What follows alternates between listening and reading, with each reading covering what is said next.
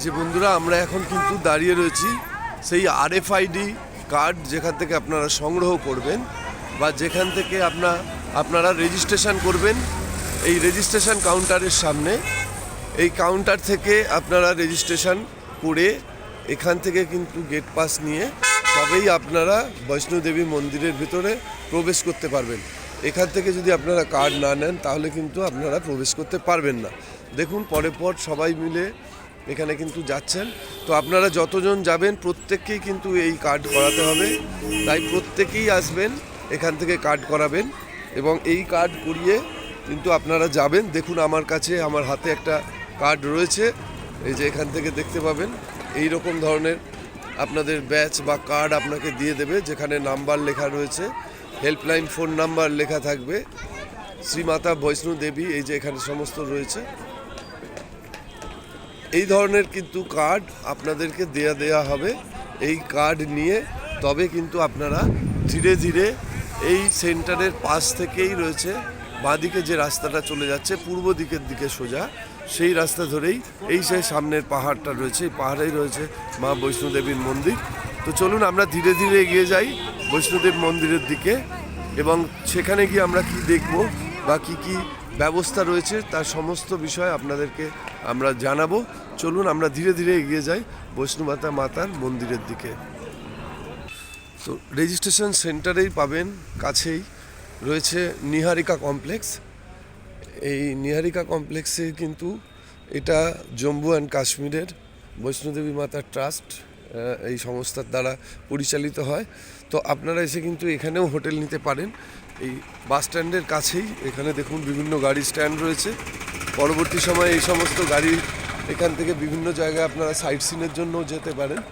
ফলে আপনারা কিন্তু একদম যেখানে রেজিস্ট্রেশন করাবেন সেই রেজিস্ট্রেশন সেন্টারের পাশেই হোটেল নিলেও কিন্তু থাকতে পারেন। এই নিহারিকা কমপ্লেক্স থেকেই কিন্তু এখানে আপনাদের হেলিকপ্টারের টিকিট, যারা বৈষ্ণোদেবী হেলিকপ্টারে যেতে চান সেই হেলিকপ্টারে যাওয়ার কিন্তু টিকিট এখান থেকেই আপনারা সংগ্রহ করতে পারেন।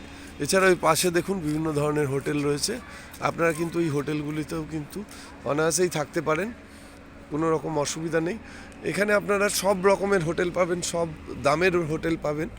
আপনারা এখানে 300 টাকা থেকে শুরু করে আপনারা 3000 4000 পর্যন্তও কিন্তু আপনারা এখানে পেয়ে যাবেন হোটেল। তো আশেপাশে প্রচুর ধরনের হোটেল রয়েছে, আপনারা একটু খুঁজে দেখে নিলেই কিন্তু পেয়ে যাবেন। এছাড়া এখানে সহযোগিতা করার জন্য বা বিভিন্ন হোটেলের নিয়ে যাওয়ার জন্য মানুষজন এখানে রয়েছে, আপনারা তাদের সাহায্যেও যেতে পারেন। কিন্তু অবশ্যই কিন্তু তাদেরকে বলে নেবেন আপনি কী রেঞ্জের হোটেল চাইছেন, তা না হলে তারা কিন্তু নিয়ে গিয়ে আপনাদের অনেক রিচ হোটেলের ওপরে করে নেবে। তো সেক্ষেত্রে কিন্তু আপনারা কিন্তু তাকে বাজেটটা অবশ্যই বলে দেবেন। বাজেটটা বলে দিলে সেই বাজেটের মধ্যে কিন্তু আপনারা হোটেল পেয়ে যাবেন, অসুবিধার কিছু নেই। আপনারা এই যে নিহারিকা ভবন আপনাকে বলছি, এই নিহারিকা ভবনের ভিতরে ঢুকলে কিন্তু আপনারা এইভাবে আপনারা সমস্ত কিছু পাবেন এবং মাতা বৈষ্ণোদেবীর একটা এখানে মডেল করা আছে, পাহাড়ের ওপর কীভাবে তার রাস্তা এবং কী রকম ব্যবস্থা আছে তার উপরে কিন্তু এই জিনিসটা করা আছে, সেটাও আপনাদের সামনে আমি দেখাচ্ছি। নমস্কার বন্ধুরা, প্রত্যাশা ট্যুর অ্যান্ড ট্রাভেলসের পক্ষ থেকে আপনাদের জানাই আন্তরিক অভিনন্দন।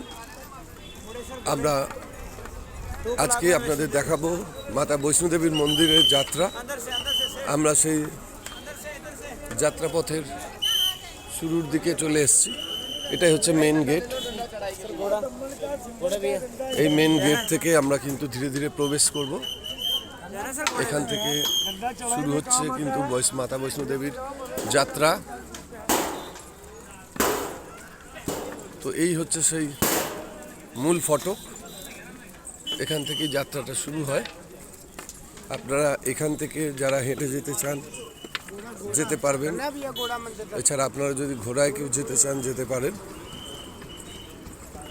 এবং এই সমগ্র যাত্রাপথটি দুটি ভাগে বিভক্ত। টোটাল যে রাস্তাটা সেটা হচ্ছে 12 কিলোমিটার। 12 কিলোমিটারের মধ্যে প্রথম যে 6 কিলোমিটার, এই 6 কিলোমিটারের পরে আরও 6 কিলোমিটার। তো এই 6 কিলোমিটার পর্যন্ত প্রাথমিক ফেজে আপনারা কিন্তু ঘোড়ার মাধ্যমে যেতে পারেন, অথবা দুটো ফেজও যেতে পারেন।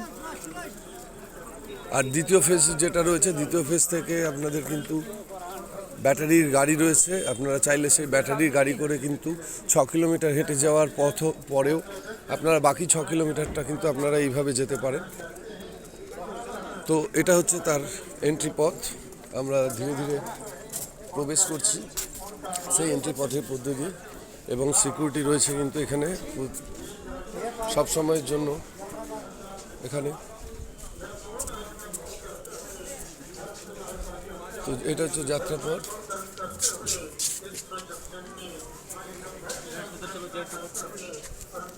মাতা বৈষ্ণোদেবী মন্দিরে যাওয়ার আগে এখানে কিন্তু আপনাদের